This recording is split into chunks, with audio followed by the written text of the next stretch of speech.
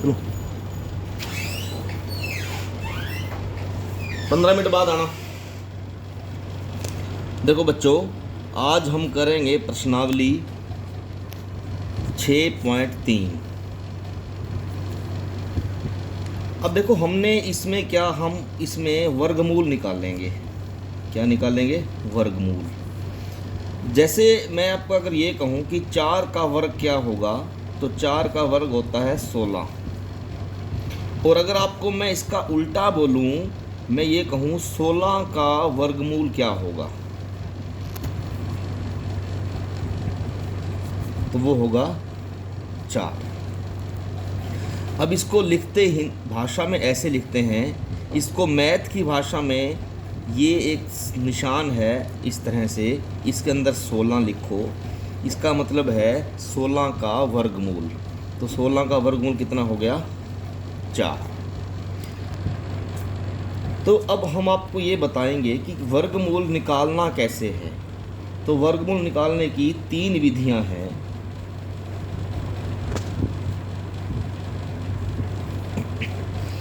एक है विषम संख्याओं को घटा के, दूसरा है अभाज्य गुणनखंडों द्वारा, अभाज्य गुणनखंडों द्वारा,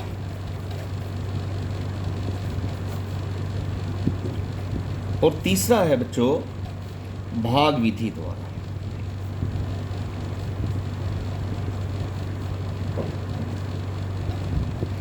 तो सबसे पहले हम करेंगे विषम संख्याओं को घटा के।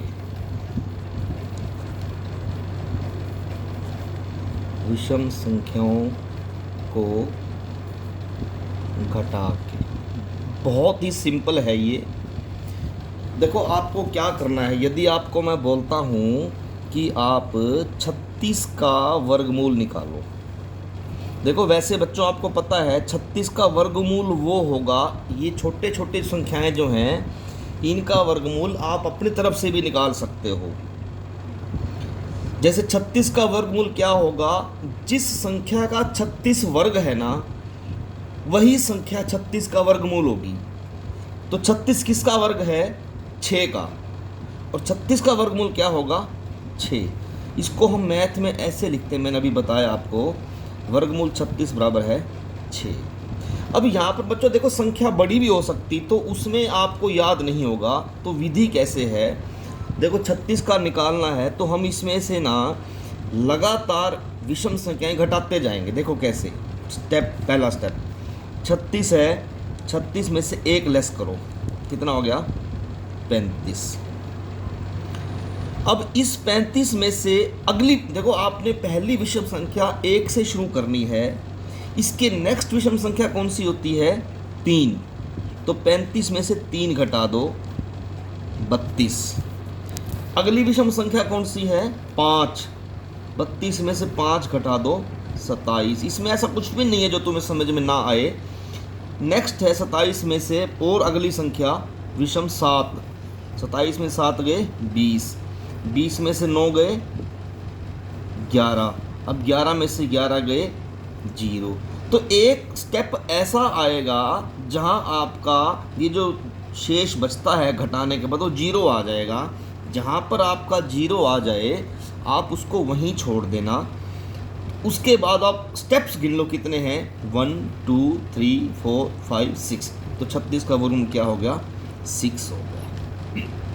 अब एक बड़ी संख्या का ले लेते हैं। जैसे अगर मैं आपको ये कहता हूँ कि 196 का वर्गमूल निकालो,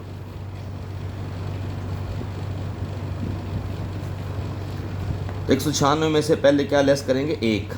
195, 195 में से 3, 192, 192 में से 5, 187, 187 में से 7। बहुत सिंपल है, 180।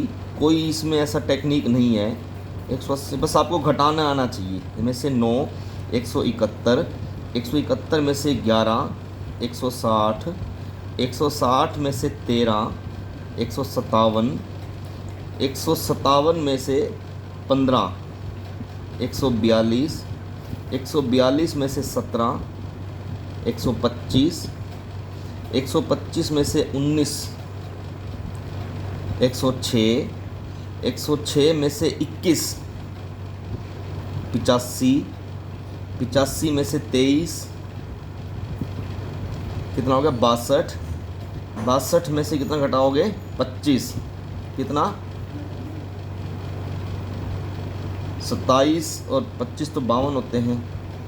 106 में से 21 गए, यहाँ से कोई गड़बड़ तो नहीं होगी हमारे से। 125, 142, 100 बेटा 160 में से 13, 147 होता है, यहाँ थोड़ा हम मिस्टेक कर गए, तो यहाँ 147 हो जाएगा।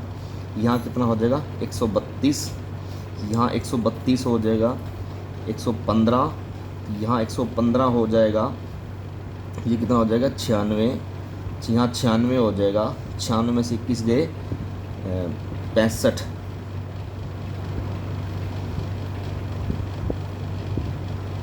तो यहाँ 65 हो जाएगा। 75 बच्चों 75, तो 75 में से 23 गए 52, अब 52 में से 25 गए 27, 27 में 27 गए 0, यहाँ थोड़ी मिस्टेक हो गई है, कोई बात नहीं 0। तो स्टेप्स गिन लो बेटो, 1 2 3 4 5 6 7 8 9 10 11 12 13 14, तो 196 का वर्गमूल हो गया 14। तो वर्ग और वर्गमूल एक दूसरे के उल्टे होते हैं। अब हमने सीख लिया वर्गमूल निकालना। इसके बाद हम दूसरा विधि सीखेंगे अभाज्य गुणनखंडों द्वारा। इस 6.3 का जो फर्स्ट क्वेश्चन है वो भी मैं छोड़ दे रहा हूँ। दूसरी विधि है बच्चों अभाज्य गुणनखंडों द्वारा। अब चलो इसी का निकालते 196 का।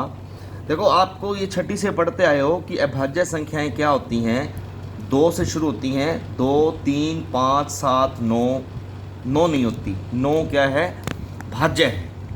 तो 196 के टुकड़े बना लो। तो पहले इसको 2 से भाग करो। ये अभाज्य गुणनखंड बनाते हैं ना, हम छठी में बनाते हैं, 7वीं में बनाते आए हैं। तो भाग किया, ये आ गया 98, फिर 2 से भाग किया 49। जब तक 2 पे भाग जाता रहेगा तो 2 से करते रहेंगे। 2 के बाद हम आएंगे 3 पे, 3 के बाद आएंगे 5 पे, 5 के बाद आएंगे 7 पे। अब ये 49 3 से भी नहीं होता, 5 से भी नहीं होता, तो हम इसको करेंगे 7 से। 7 7 49, और फिर 7 बच गया, 7 एकम 7। ये भाग लास्ट में 1 आ गया, आपकी गुणनखंडों की प्रक्रिया पूरी हो गई। अब इसको लिख लो 2 गुणा 2 गुणा 7 गुणा 7। तो देखो इसमें अब क्या करना है, 2 के जोड़े बनाने हैं आपको। तो एक जोड़ा ये बन गया, एक जोड़ा ये बन गया। तो एक जोड़े को जब आप आंसर निकालोगे एक बार लिखना है, तो क्या लिखोगे 2 बार है ना, एक जोड़ा तो एक ही बना ना, ये तो इसको एक बार लिख लो 2 गुणा, इसी तरह से इसको भी एक बार लिखो 7 बराबर है 14। तो देखो यहाँ बड़ा लेंदी हो जाता है और इससे आपका बहुत जल्दी हो गया। ठीक है, तो ये हमारा गुणनखंड बना लिया हमने। इसके भाज्य हमारा एक उदाहरण और ले लेते हैं। इसका वर्गमूल 14 आ गया। अब हम एग्जाम्पल थोड़ा बड़ा ले लेते हैं संख्या, हम लेते हैं 729 का, 625 का, 24 576 का ले लेते हैं। चलो ये मैंने इसको लिखने की वजह से निशान में डाल दिया। तो ये क्या हो गया 2 2 दूनी 4। भाग आपको करनी आती है बच्चों, ये हम नहीं सीखेंगे अभी, ये हम मान के चलते हैं कि आपको आती है। 2 8 16, 2 8 16।